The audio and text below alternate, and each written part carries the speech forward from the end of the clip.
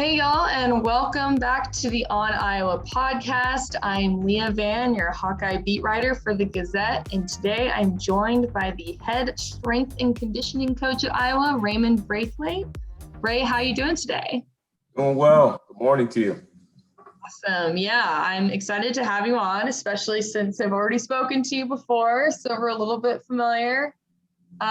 So first off, there's some things that I didn't get to ask you last time because I learned a little bit more about you after I had spoken to a lot of your friends. So I hear you're a big bookworm, and I was wondering if you've read any interesting books lately. Let's see. I read a biography on Genghis Khan that was really interesting. Let's see what else. I'm reading a book called Never Enough by Mike Hayes, who spoke to the team last year, former commander of a Navy SEAL unit. That's really. I think what else I'm into. I read Freedom by Sebastian Junger. Excellent book, highly recommended. What's that one about? Freedom is about Sebastian Junger took a journey through parts of the Appalachian Mountains, and he intersperses his experiences through his travels with talking about freedom. He talks about Native American culture and different tribes, and he kind of intertwines his experiences hiking through the mountains with past experiences of people through history. So. Wow, that's really interesting. Is there a genre you tend to lean toward when you're picking out a book? I'm all over the place. Like for example, one of my favorite books is The Slight Edge, a book that we read with the team that I tend to go back to and read every year, just reminders, just stuff that, it's always good to feed back into. I read the Daily Stoic every day, just it helps my mental, just getting myself squared up, mental approach. So I bounce around quite a bit. I think I saw Spencer Petras actually repost like the Daily Stoic from his Instagram or something. So is that something that you share with the team? No, but I know a lot of guys are into it. I mean, I know a lot of guys on our strength staff read it, either listen to it or read it. So is that kind of more like inspiring stories or just like mantras to think about as you go throughout your day, like points of inspiration? Yeah, it's more of like a daily approach, something to focus on throughout your day. What is the Slight Edge about? So the basic concept of the Slight Edge is really emphasizing the importance of daily disciplines done consistently over time, leading to bigger results. So it's pretty easy to apply to your life. Especially strength and conditioning. Right. That seems like very highly applicable to what you do. Yeah. And then the one other thing, which I think one of your friends, it might have been Derek, brought up. He said that you have something interesting to say about Turkish Getups. To start the conversation. So what is your take? So Turkish Getups. So when we were at Delaware State, I used Turkish. First of all, let me describe what a Turkish Getup is. Right. Yeah. Because it's there's Turkish Getups that are done with like a kettlebell, just as actual like mobility, movement. We use them as a form of behavior modification. Let's just say that. So we would, so the way we did Turkish Getups at Delaware State when I got there, we would make our guys hold a 45-pound plate for them to get on the ground without taking your hands off the plate. So they have to figure out a way to get on the ground without taking their hands off the plate. Once they figure that out, then they have to stand back up again without taking their hands off the plate and then press the plate over their head. So as you can visualize in your mind, that'd be pretty challenging. So that was only used when guys were late. Oh, how many would they have to do? Usually start out with 10. Oh man. But if you take your hands off the plate, that's an extra rep. So 10 can usually turn into 15 very quickly. But again, it was only used as, we don't do that anymore.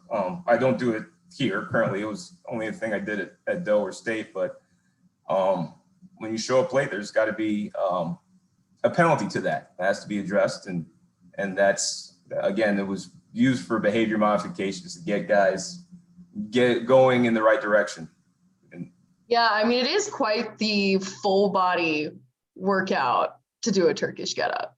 Yeah, especially in that manner. But I've never done it with a plate, but I've done it with a kettlebell, and that was hard enough.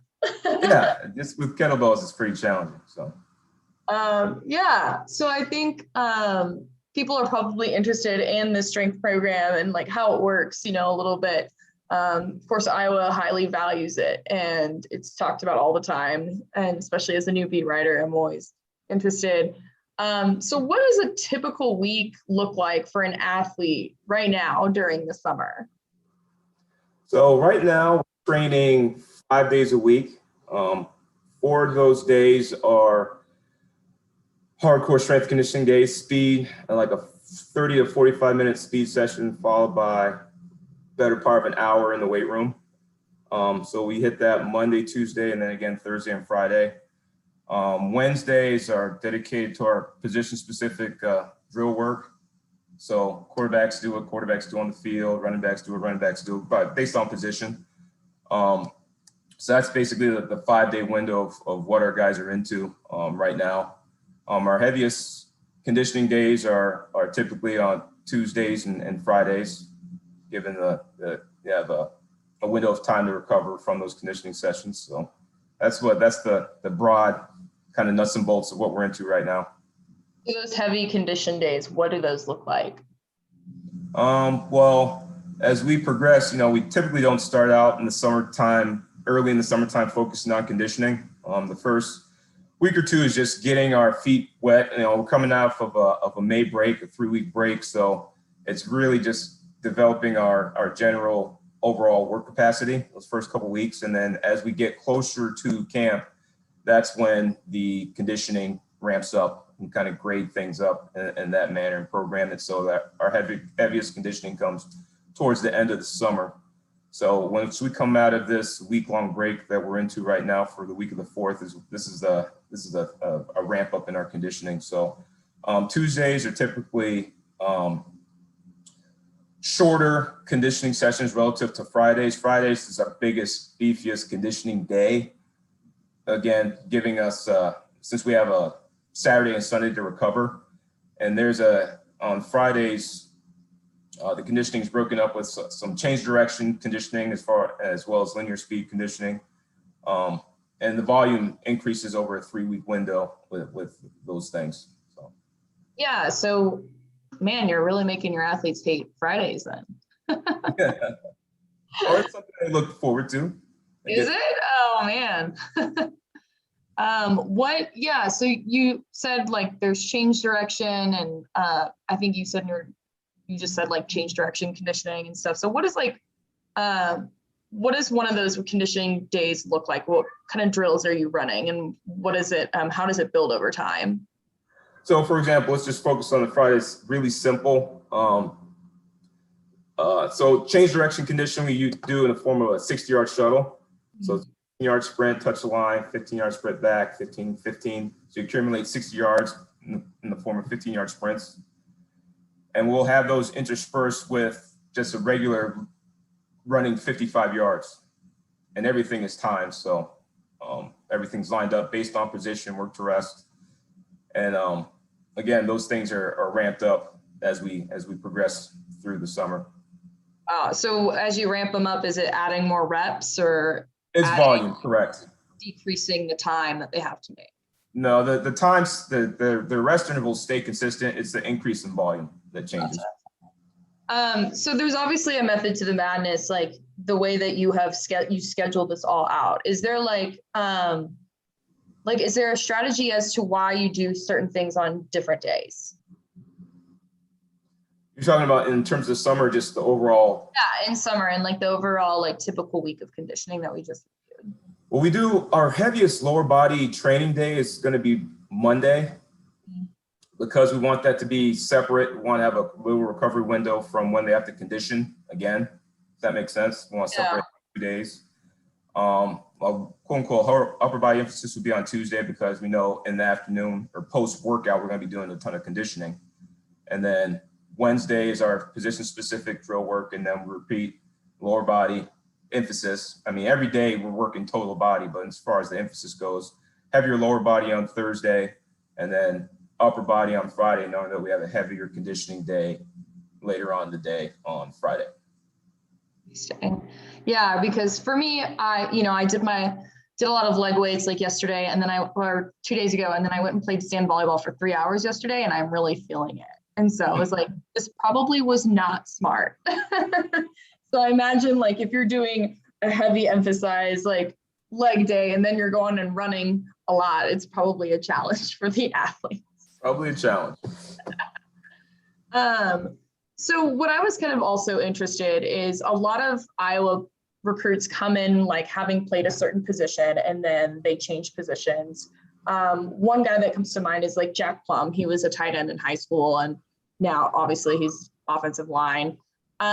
So when there's like a changing of positions, whether coming out of high school or even within the program, like a guy moves from linebacker to, defensive line, does that change their strength protocol at all, or how do you adjust your plan for that? Typically, when there's a position change, that's discussed between the head coach, position coach, and then I get brought into the mix as far as, hey, this guy switched positions. So in case of a Jack Plum that understands he has to gain body mass, a lot of that comes in the form of like his diet and his lifestyle has to change a little bit in order to put on good body weight. Because one thing you have to remember is, as a strength conditioning coach, we control the stimulus. Like we know we get our guys for 2 hours a day.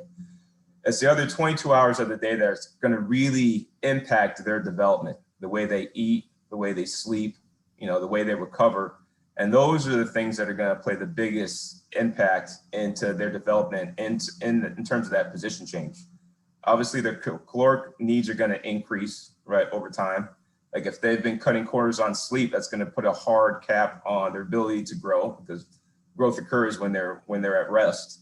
So education is key when it comes to, guy knowing that he has to put on a significant amount of weight if it's a guy that's making a huge change, whether it be going from from linebacker to defensive end, or if a guy comes in as a tight end and he knows he has to put on weight to become offensive line, and he understands that his daily disciplines are going to have to be squared away in order for that change to happen.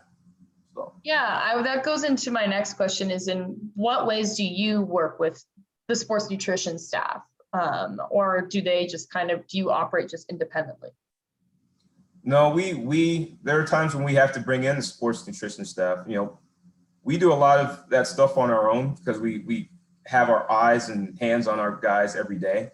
So we feel like we can impact them the most. But there are times where we do have to bring in our nutritionist that's on staff to help some of our guys, because some of them need extra help in dealing with the transition to college and dealing with the transition in terms of, if they're having issues with gaining weight, that we need to bring in somebody that can address those issues with them. But one of the things that we do as soon as they get on campus is have our guys fill out a 3-day dietary analysis, just so we can see how they are eating, because your diet's going to be different when mom and dad are fixing your meals and preparing your meals and making sure you eat breakfast and making sure you eat dinner, versus when you're in the dorm and you're left to your own devices. So we have to educate them. I mean, just in terms of that, nutrient timing is key. A kid might be, used to their mom waking them up for dinner or for breakfast every morning, and then they get in the dorms and they're not eating their first meal until 11 o'clock.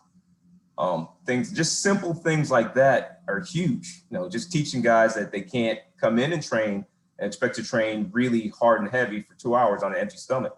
They have to know that they're, never train on an empty stomach, bookend your day. So always eat something before you train in the morning and eat something before you go to bed at night. So all those things go into it. Yeah, I wanted to know, you kind of spoke to this, but what are often like the biggest challenges for athletes, when they're trying to say gain weight or lose weight or, reach their goals per se? Mm-hmm. Typically, it's just a lack of knowledge, like just knowing the basics. Because the dietary analysis gives us an open window into their lifestyle. Like, you know, if a guy's not getting up early enough to eat something, typically it's a sleep issue. It's like, hey, I got to sleep till the last second, possible second I can, in order to get up and go to the complex. So, you know, so why are you doing that? Like, well, I went to bed at this hour, so I can, you know, so, okay, why are you going to bed so late? So that leads into time management. Like, how are you managing your time to allow yourself to eat the way you need to eat? And then sometimes they say they don't know what to eat. So then we take them to our refueling station. Okay, if we're doing a dietary analysis during the school year, right before school starts, or when school has started in their first month of school and they're navigating classes. Okay, what's your heaviest class day? Okay, it's Tuesday. I have 3 back-to-back classes in the middle of the afternoon. I don't have time to go back and grab lunch. Okay, go to the refueling station, grab 2 sandwiches, grab yourself a kale salad, get some shake. Like, so we can kind of help them map out their day to meet their caloric needs in order to allow them to grow and to get where they need to be physically. Is there like an average number of hours of sleep that they need to be getting? I mean, is it typically 8, like standard? It's 8's the gold standard. 8 is where we want our guys to be if they're going to grow. And sleep is not just it just plays into everything that they do in terms of being a collegiate athlete. Like, if you're not sleeping well, chances are you're struggling academically. Chances are you're not absorbing the things that are being taught to you by your position coaches. Chances are you're struggling in practice. So sleep, I mean, it's the #1 performance enhancing drug guys can get, and everybody has access to it, but not everybody takes advantage of it. So I'm a big proponent of guys sleeping. I think that's where it all starts. Yeah, I mean, I think that what's interesting is you said that it is the time when their body does a lot of rest and muscle growth. So yeah, what would you say, how would you determine like the optimum weight for an athlete to like perform at their peak? That's very individualized. I don't think there's a hard stamp that this guy has to be this weight, like just I mean, I don't think it's an arbitrary pull out this guy number. Right. That goes into their position, positional app. Like, a lot of things go into that. How does your body move? Like, a guy might weigh 220 pounds, and putting an extra 5 pounds on it might be detrimental to their performance on the field. So you can't just kind of put a rubber stamp on it and this guy has to weigh this without taking a lot of factors into consideration. And is that something that they feel out themselves, or is it something that you also like monitor? Because I know that there were like some weight changes this summer and that were like tweeted out, and I just was like, oh, well, and how important is that like number to certain athletes? And there were some recruits I talked to who were like, yeah, I tend to move better at this weight, or I tend to tackle better at this weight. So yeah, is it something that you evaluate or that they evaluate themselves? Well, we all, like, sports med evaluates it. I evaluate it because there's a health and safety component to monitoring an athlete's body weight as well. Like, if you have no idea where an athlete's body weight is and there's a huge drop in it, that could speak to, like, is this kid coming down with something? Is there illness involved? Is it a dehydration issue? And if you have no idea where a kid normally is, and then there's a change, I mean, the body weight's just another data point for us to evaluate a bunch of different things. Mm-hmm. If a kid isn't sleeping well and isn't eating well, and you have no idea what their body weight is, I mean, all those things come into play when evaluating and kind of looking at the whole entirety of that athlete. Yeah. What would you say are kind of the pillars of your training philosophy and why? The pillars? Mm-hmm. As far as in terms of nuts and bolts strength conditioning, like the way we design a program, everything we do is ground-based. We're a ground-based program. The more force you apply to the ground, the faster you're going to run, the higher you're going to jump. We use 3-dimensional movements. Football is a 3-dimensional sport. You have to be able to stabilize in all 3 planes of motion, and we use multi-joint movements. You have to be coordinated from the tips of your toes to the tips of your fingertips. We don't train in anything in isolation, so Those are the three nuts and bolts, things that we focus on in terms of picking movements and choosing movements in the weight room. And how often are you checking in on like certain measurements? I know that some athletes were saying that Xavier Williams had like a remarkable vertical measurement this past summer. I don't know if you can speak to that and how often you're evaluating these things. Well, our biggest test window would be in the wintertime, coming out of our winter phase. And that's when we do a majority of our testing, where we test like their 10, their vert, their change direction. The summertime is more focused on position-specific drill work and really the specificity of playing the sport of football. The wintertime tends to be more general in terms of our training. And the closer we get to camp, we try to get more specific in terms of our conditioning and our performance on the field, because that's, at the end of the day, that's where everything happens. So. Right. If you can jump high, but you can't say like catch a ball or something, it's not super relevant. Doesn't really matter. Right. Yeah. What would you say is like the most difficult part of your job? The most difficult part of the job. Good question. The hardest part of the job is when you see how hard guys work and the outcomes aren't what the athlete wants them to be. That's tough. That's tough. Whether it be on the field or in the weight room, because you're around them so much and you see how much kids invest. And when things don't work out the way we all want them to work out, that's hard. That's really hard, because we all spend so much time around one another. I see the guys on the strength staff, the 5 full-time strength coaches, and I see our players more than I see my own family. So I'm just as invested in their futures and their, what their goals as I am with my own family's goals. So when the things don't line up there, that's tough.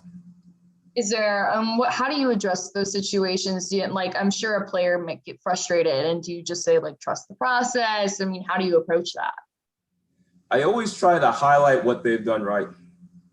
Because they may put so much stock into one thing, and I try to make sure they see the entire picture. They have to understand that just because this one thing didn't go correct this one time, you're getting better in other areas. Just don't lose sight of that. So you just got to make sure they see it. They see the whole picture. Obviously we went through this huge pandemic. Did that kind of produce those sorts of results more often for you last year? And how did you deal with that?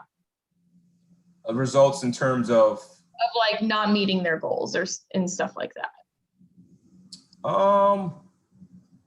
I wouldn't say it produced more outcomes where guys weren't meeting their goals, but it definitely made you aware of that. After having seen them in a while and then seeing them again, you have to understand that these guys are as invested. They may not always show it like that they're into it all the time, but they're into it and they believe and they work hard. They work their butts off, and we have a great group of kids. That's one thing that keeps me motivated. I always feel better, especially coming out of COVID. You feel better. The more you're around our guys, the better you feel about life. Yeah.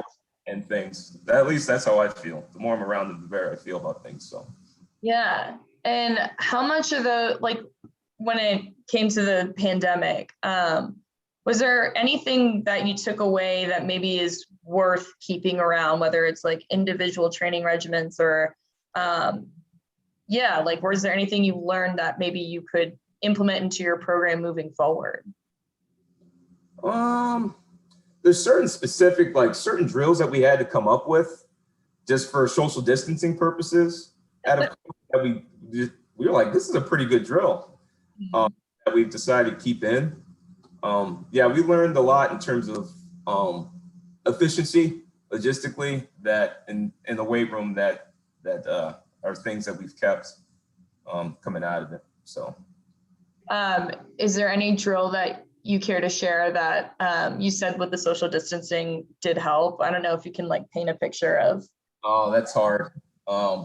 There's certain drills where if that's competitive, like purely competitive, where it's me against you, that due to COVID, that we couldn't like tag guys, or you typically we do a drill where it's me against you and you have to avoid me or I have to avoid you and you're trying to tag me. And there's certain drills that require like more visual perception and reaction that we incorporated that are really good.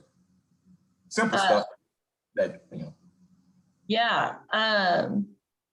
I do want to shift gears a little bit because obviously you took over a position in during like a very tough time for the players, for the program. Do you feel like now that this position that you are in is under a microscope?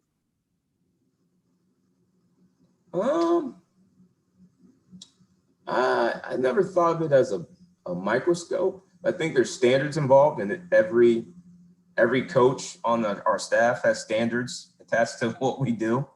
So I think as this is a group, we're all under the microscope, right? To an extent. So my greatest focus is on our kids more than anything else. As soon as you start worrying about the outside and you lose focus of what you're there to do, which is, change the lives of young people, then you kind of, I think you're doing it wrong. Right. And obviously you said that your mom was from Jamaica, your dad was from Panama, so you are a man of color. Have you had any conversations like with your athletes in the weight room about how you're creating a more inclusive atmosphere, or have any athletes like expressed to you what they'd like to see differently out of this program, moving forward? The biggest thing that I've changed, I don't know if it's changed, but that I've started is meeting with kids one-on-one, like when they first get here. I think going back to like things that COVID caused you to do, like so with COVID, I didn't have any contact with this incoming group of freshmen because they weren't allowed in the building. A lot of them, their first exposure to the football facility is when they first moved in on campus this summer, like 3-4 weeks ago. So the first thing I did when they came in was, okay, all you freshmen are signing up for an individual meeting with me because I need to get to know these kids. So I sat them down. Hey, what do your mom and dad do? Like, where are you from? Like, what are you into outside of football? I tried to make the meeting wasn't strength conditioning focused. I'm just trying to get you to know these kids as people. And the reason behind that was like, I didn't want our first interactions to be negative. I want my first interaction with a kid to be, hey, you're not doing good enough, or hey, get your butt moving. And this kid looks at me like, coach, you don't even know me from a can of, like, you haven't bothered to say hello to me, yet you're ripping me for my performance on the field. Like I just didn't want to create that. And now they're carrying that negative interaction with me for the next 4 or 5 years. So now that we kind of know each other as people, when I do get after him, it's like, okay, I get it now. This guy actually cares about me outside of the sport of football, because again, we're going to spend so much time with these kids, at least from a strength and conditioning perspective. Our staff spends more time with them than anybody else. It can't just all be business. It can't just all be about weights and numbers. It's got to be like, we're all human and we're all in this together and we're all have the same goals overall. So let's get to know one another before we go that direction. Yeah, I think what a lot of people forget is that you are the person that these players spend the most time with. It's not really the position coaches, at least overall. You are the person they see the most often. So I was wondering, are there any like fun personalities in the weight room right now? Like anybody that stands out to you that makes your job a little bit entertaining every day? Oh, I would say Terry Roberts makes me laugh every that guy he goes really hard in the weight room, and everything that he does, he goes 100%, and he's funny. I think he tries to make me laugh on purpose just to, break the mood. And is there anybody you've seen really stand out to you performance-wise this past summer? I'd say they're all. I'd say I struggle in isolating or singling everybody out because they're all doing well. Like they're all improving a lot. So I expected that. Yeah. Coaches never like to single out players unless I ask about the fun personality. So, well, those were actually all the questions that I had for you today. So, Ray, I appreciate you coming on the On Iowa podcast, giving us some insight into the strength and conditioning program. So, thank you. Oh, it was nice talking to you again, Leah. Appreciate that. Awesome. All right. Well, thanks everyone for joining and listening to the On Iowa podcast. Remember to check on my content on thegazette.com. And yeah, I'll have a good one.